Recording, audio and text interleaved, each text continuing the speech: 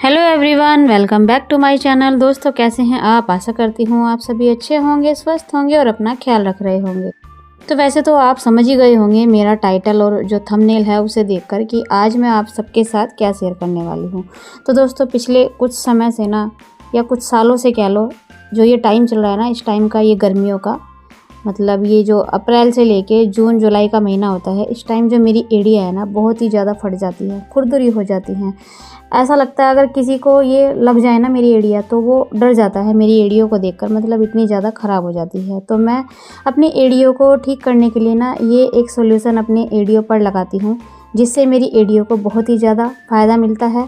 तो आज फिर मैं अपने लिए ये सॉल्यूशन बना रही थी, ये उपाय बना रही थी, तो मैंने सोचा क्यों ना आप सबके साथ भी शेयर किया जाए, क्योंकि मेरे जैसी बहुत बहनें हैं जिनकी एड़ियाँ इन दिनों में भी फटती हैं। वैसे तो एड़ियाँ सर्दियों में फटती हैं, लेकिन गर्मियों में भी मेरी की तरह काफ़ी ऐसी बहनें होंगी जिनकी जो एड़ियाँ हैं वो मेरी की तरह इन दिनों में भी ख़राब हो जाती हैं। एड़ियाँ फटने के दोस्तों काफ़ी कारण हो सकते हैं। गर्मियों में तो एड़ियाँ फटने का जो मेन कारण होता है वो होता है डिहाइड्रेशन, मतलब कि जो मॉइस्चर होता है वो कम हो जाता है, जो नमी होती है वो उड़ जाती है, इसलिए जो हमारी एड़ियाँ हैं उसमें रूखापन आ जाता है। और हम क्या करते हैं ना, अपनी जो पैर होते हैं हमारे बॉडी का मेन हिस्सा होता है, क्योंकि उस पर हमारी पूरी बॉडी का भार टिका रहता है, और हम क्या करते हैं उसी पर ध्यान नहीं दे पाते हैं। अपने हाथों पर, अपने चेहरों पर तो हम फिर भी ध्यान दे लेते हैं, लेकिन पैरों को भूल जाते हैं, जिस कारण इनका इस तरीके से ये हाल हो जाता है।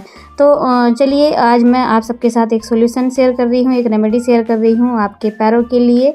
आप इसको ज़रूर लगाइएगा अगर किसी के साथ ये प्रॉब्लम है, तो इससे आपको बहुत ही ज़्यादा अच्छा रिजल्ट मिलेगा। और अगर आपको वीडियो पसंद आए तो प्लीज़ लाइक ज़रूर कर दें। चलिए शुरू करते हैं। तो इसके लिए सबसे पहले जो हमें चाहिए, हमारी किचन में सभी के किचन में मिल जाता है, वो है कच्चा आलू। आलू को मैंने इस तरीके से छीलकर धुलकर साफ़ कर ले लिया है। एक छोटा या बड़ा कोई भी किसी तरीके का आप कच्चा आलू ले सकते हैं। पूरा आलू का हमें इसमें यूज़ नहीं करना है दोस्तों। जो कच्चा आलू होता है ना, इसके अंदर होता है स्टार्च, एंजाइम्स होते हैं, एंटीऑक्सीडेंट होते हैं, जो कि नमी का एक बहुत ही बढ़िया कारण होते हैं, रीज़न होते हैं। यह स्किन को गहराई तक हाइड्रेट करता है। इसीलिए अगर हम इसको अपनी फटी एड़ियों पर लगाते हैं ना, तो जो एड़ियों का जो दरारें होती हैं, जो रूखापन होता है, उस पर बहुत ही जल्दी असर होता है कच्चे आलू का। तो आलू को इस तरीके से बीच में से हमें काट लेना है। केवल एक ही पार्ट इसका हमें यूज करना है, बाकी को हम उठा कर रख देंगे, सब्जी में यूज कर सकते हैं। और ये जो आलू होता है, कच्चा आलू, जो डेड स्किन सेल्स होती है पैरों पर, हाथों पर या चेहरे पर, उसको पूरे तरीके से निकालने में बहुत ही अच्छा असर दिखाता है। और जो रंगत होती है स्किन की, उसको निखारता है। जो काले दाग धब्बे होते हैं उसको दूर करता है। तो ये कहिए कि कच्चा आलू बहुत ही एक बेहतरीन उपाय है हमारी एड़ियों के लिए। अब हम एक चाकू लेंगे। चाकू से देखिए इस तरीके से, जैसे मैं इसमें छोटे छोटे कट लगा रही हूँ, ताकि जो इसका जूस है वो ऊपर आ सके, और जब हम इसको एड़ियों पर अप्लाई करें तो अच्छे से असर दिखा सके। तो इसी तरीके से आपको भी करना है। अब इस आलू के ऊपर हमें डालनी है चीनी। जी हाँ दोस्तों, चीनी जिससे हम चाय बनाते हैं, आधा चम्मच लगभग हम इस पर चीनी डालेंगे। चीनी एक नेचुरल एक्सफोलिएटर का काम करती है। यह रूखी स्किन को, बेजान स्किन को तुरंत हटा देती है। इसीलिए जब हम इसको फटी एड़ियों पर अपने लगाते हैं, इससे स्क्रब करते हैं, मसाज करते हैं, तो जो रूखी सूखी स्किन होती है, जो दरारें पड़ी रहती हैं, उसको ये बिल्कुल ठीक कर देती है और सॉफ्ट और मुलायम बनाती है। इसी के साथ साथ स्किन को हाइड्रेट करने का भी काम करती है।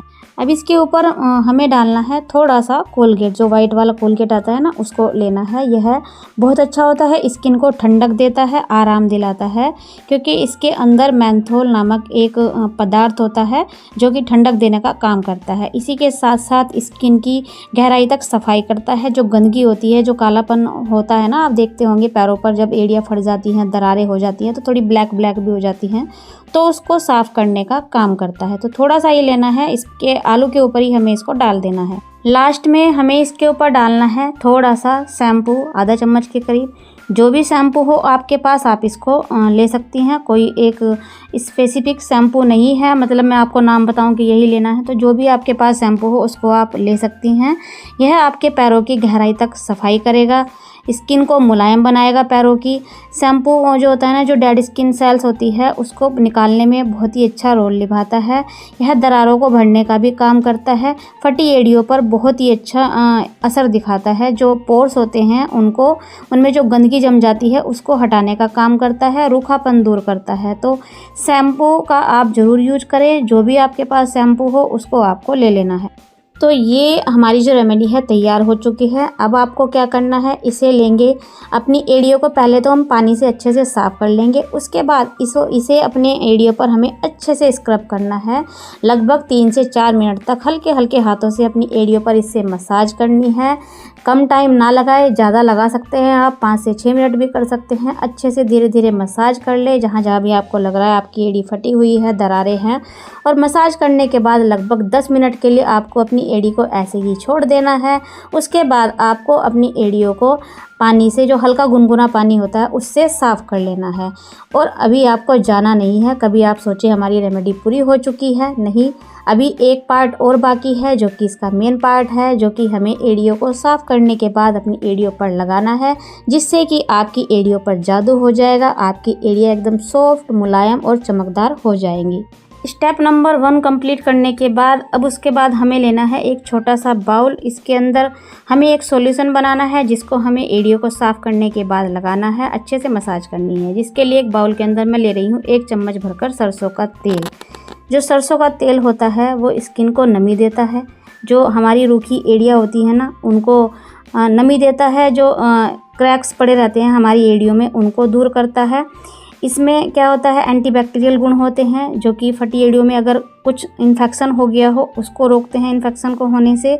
इसी के साथ साथ जो ब्लड सर्कुलेशन है उसको बढ़ा देते हैं। जब हम इससे मालिश करते हैं अपने चेहरे, अपने एड़ियों पर, तो जो ब्लड सर्कुलेशन है वो बढ़ता है, जिससे कि एड़ियों में चमक आती है। जो कोशिकाएं होती हैं उनमें तेज़ी से सुधार होता है। 1 चम्मच इसके अंदर जाएगा कोकोनट ऑयल। कोकोनट ऑयल के बारे में आप सभी जानती हैं, नेचुरल मॉइस्चराइजर का काम करता है, पोषण देता है, रूखापन दूर करता है, एड़ियों का जो दरारें पड़ी रहती हैं उनको भरने का काम करता है। लगभग 1/4 चम्मच अब इसके अंदर जाएगी वैसलीन पेट्रोलियम जेली। जो ब्लू वाली आती है ना, वैसलीन पेट्रोलियम जेली बोलते हैं इसको। एड़ियों के लिए एक अचूक उपाय होता है।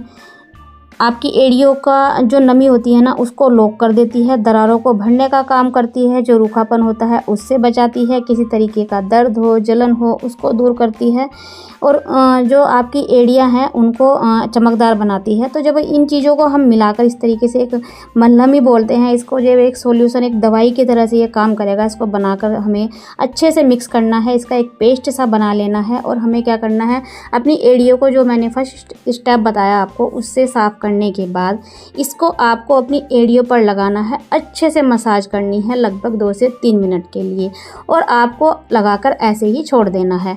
आप ये काम अगर रात में करेंगी तो बहुत ही अच्छा है, आपको इससे बहुत ही अच्छा रिजल्ट मिलेगा। पहले अपने पैरों को इससे साफ़ कीजिए, उसके बाद इस पेस्ट को अपने चेहरे, अपनी एड़ियों पर लगाइए, और लगाने के बाद इसको पूरी रात के लिए ऐसे ही छोड़ दीजिए, और उसके बाद आप फ़र्क देखिएगा।